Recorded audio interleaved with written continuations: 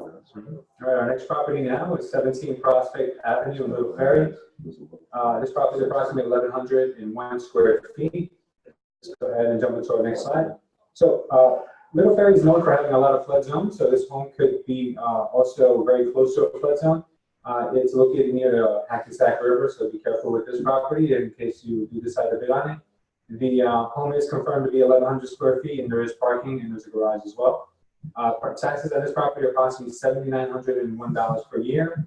The after repair value of this home is $350,000.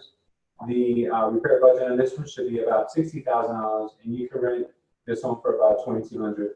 Now, Little Ferry is obviously a more affordable blue-collar town in Bergen County. This is one of the most expensive counties to live in. So it is known for flooding, but they do have good schools and good neighborhoods. Well, one thing you can see from the picture, though, too, Louis, is that it appears that they raised the house. Mm-hmm. So they've taken into account and tried to alleviate the flooding issues.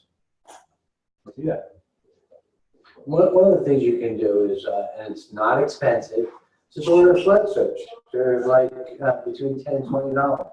You know, and then you'll know if you're in a flood zone. It'll tell you whether or not you're going to need flood insurance as well. That's something you have to consider when you're buying a house in the zone, is that you need to cover it with flood insurance, because you will not get a mortgage unless you have it.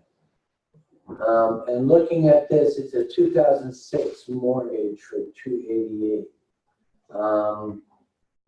I do not see that when the LP was filed, so there's no, there it is, 2016 the LP was filed. So you might have 2 years worth of taxes. That means they paid 10 years into the loan, so the amount due on this would be low as well. If I was looking at this for a purchase, I would say, yeah, let's check this out. Can't be too bad. Taxes being almost $8,000 a year. If you do have 2 years, you're looking at about $16,000 there. But make sure, again, you check, especially the flood zone, which you can do ahead of time. You can go to my office, you can order a flood search. Like I said, they're very inexpensive. And at least you know whether or not you want to bid on this, or if you want to have the issue of the flood. This home was built in 1933. It was vacant the day we drove by it. The exterior of the house was to be found in average condition. It has a new timberline roof. Windows are vinyl replacement windows that look to be in good shape.